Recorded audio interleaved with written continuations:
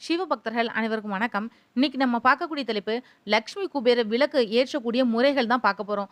செல்வம் பல மடங்கு பெருகவும், நமக்கு தேவையான செல்வத்த சம்பாதிக்கவும், நாம சேமித்து வச்சிருக்கக்கூடிய செல்வத்த பாதுகாக்கவும், எப்பவுமே நம்ம வீட்ல செல்வம் நிலைச்சு இருக்கவும், நம்மளோட வீட்டுக்கு எப்பவுமே செல்வத்தை ஈர்க்கக்கூடிய சக்தி கிடைக்கிறதுக்கும், நாம முழு மனசோட செய்ய வேண்டியது இந்த விளக்கு பூஜை தான்.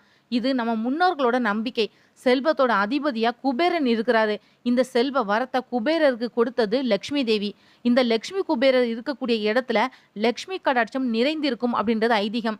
அதனால இந்த லக்ஷ்மி குபேர விளக்க ஏற்றி வச்சு நீங்க வழிபட்டு வந்தா சகல செல்வமும் கிடைக்கும்.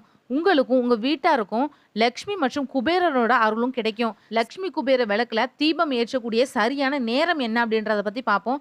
செல்வத்தோட அதிபதியா லக்ஷ்மியும் லக்ஷ்மி குபேரரும் இருக்கிறாங்க. அவங்கள நாம வணங்கி வந்தோம் அப்படின்னா அவங்களோட அருளும் கிடைச்சி வாழ்க்கையில வளம் பெறலாம். லக்ஷ்மி குபேர விளக்க ஏற்றதுக்கு சரியான தினமா வியாழக்கிழமை தான். வியாழக்கிழமை அன்னைக்கு மாலை 5 மணியில இருந்து இரவு 8 மணிக்குள்ள இந்த லக்ஷ்மி குபேர விளக்கை ஏற்றி பூஜை செய்யறது உகந்தது. லக்ஷ்மி குபேர விளக்கை ஏற்றி எப்படி வழிபடணும், மகாலட்சுமி நம்ம வீட்டுக்கு எப்படி அழைக்கணும், லக்ஷ்மி குபேர விளக்கை ஏற்றுறதுக்கு முன்னாடி நம்ம செய்ய வேண்டியது என்னலாம், இதை பத்தி பார்க்கலாம். லக்ஷ்மி குபேரருக்கு விருப்பமான வியாழக்கிழமை தினத்துல காலையில வீட்டை சுத்தம் செய்யணும். அன்னைக்கு மாலை வீட்டோட வாசல்ல செம்மண் பட்டையிட்டு அலங்காரம் செய்யணும்.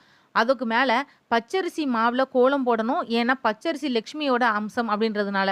லக்ஷ்மி குபேரருக்கு விசேஷமான எண் 5. அதனால 5 ரூபாய் நாணயத்தை பச்சரிசி கோலத்துக்கு மேல வைக்கணும். வாசலோட நிலைப்படிக்கு சந்தனம், மஞ்சள், குங்குமம் எல்லாம் வைக்கணும். அதுக்கப்புறமா கரும்புள்ளி இல்லாத ஒரு எலுமிச்சை பழத்தை எடுத்து அதை 2ஆ வெட்டி ஒரு துண்டுல மஞ்சள், இன்னொரு துண்டுல குங்குமத்தை தடவி நிலைப்படிக்கு 2 புறமும் வைக்கணும். அதுக்கப்புறமா நிலைப்படியோட 2 பக்கமும் மலர்களை வைக்கணும். லக்ஷ்மி குபேர விளக்கு எப்படி ஏற்றணுங்கிறத பத்தி அடுத்ததா பார்க்கலாம். விளக்கு ஏற்றுறப்போ வீட்டுக்குள்ள, அதாவது வாசலோட முன்னாடி நின்னபடி நம்மளோட இடது புறத்துல ஒரு தட்டுல நல்லா சுத்தம் செஞ்ச லக்ஷ்மி குபேர விளக்க வைக்கணும். அதுக்கு மஞ்சள் குங்குமமும் வைக்கணும். அதுல நல்லெண்ணெயை ஊற்றி 2 திரிகளை எடுத்து ஒண்ணா சேர்த்து ஒரே திரியாக்கி லக்ஷ்மி குபேர விளக்குல திரி இடணும். வீட்டோட பூஜை அறையில விளக்கேற்றினதுக்கு அப்புறமா லக்ஷ்மி குபேர விளக்குலையும் தீபத்தை ஏற்றணும். லக்ஷ்மி குபேரரோட காயத்ரி மந்திரம் என்னன்றத ஸ்க்ரீன்ல தெரியுது பாருங்க. லக்ஷ்மி குபேர தீபத்தை லக்ஷ்மி குபேரன் காயத்ரி மந்திரத்தை சொல்லிட்டே ஏத்தணும். இப்படி செய்யறதுனால நமக்கு லக்ஷ்மி குபேரரோட அருள் கிடைத்து குடும்பத்துல எல்லா செல்வங்களும் கிடைக்கும் அப்படின்றது ஐதீகம். தொடர்ந்து லக்ஷ்மி குபேர விளக்கை ஏற்றி வழிபட்டு வந்தோம் அப்படின்னா குடும்பத்துல இருந்த துன்பங்கள், கடன் பிரச்சனை, சங்கடங்கள் இது எல்லாமே நீங்கி நல்ல வாழ்வு கிடைக்கும்.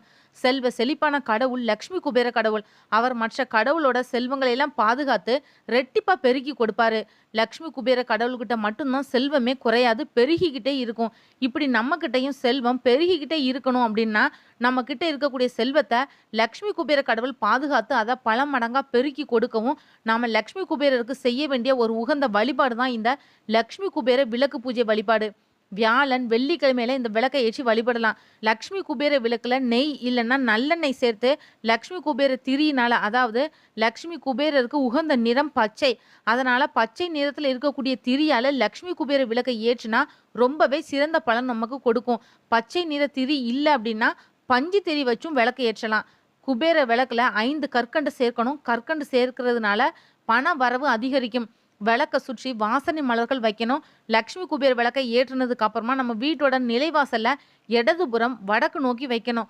லக்ஷ்மி குபேர விளக்க நிலைவாசல்ல ஏற்றணும் அப்படின்னா லக்ஷ்மி குபேரர் மற்ற கடவுளோட செல்வங்களுக்கு எல்லாம் பாதுகாவலர். அவரை வாசல்ல வச்சு பூஜை செஞ்சா நம்மளோட செல்வத்துக்கும் பாதுகாவலா அவர் இருப்பார் அப்படின்றது ஐதீகம்.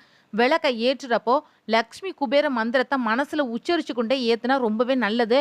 ஸ்ரீ மகாலட்சுமி லக்ஷ்மி குபேராய நமக அப்படின்ற லக்ஷ்மி குபேர மந்திரத்தை மனசுல பக்தியோட உச்சரிச்சுக்கிட்டே இந்த விளக்கை ஏற்றி வந்தா உங்க குடும்பத்துல பணவரவு செழிப்போட வந்துகிட்டே இருக்கும். இந்த வீடியோ உங்களுக்கு பிடிச்சிருந்தா மற்றவங்களுக்கும் ஷேர் பண்ணி விடுங்க. இன்னும் லக்ஷ்மி பற்றின பதிவுகளுக்கு மறக்காம சேனலை சப்ஸ்கிரைப் பண்ணுங்க. அப்பதான் நான் போடுற ஒவ்வொரு பதிவும் நோட்டிஃபிகேஷன் உங்ககிட்ட வரும். நீங்களும் தொடர்ந்து லக்ஷ்மி தேவியை பற்றி நிறைய தெரிஞ்சுக்கலாம்.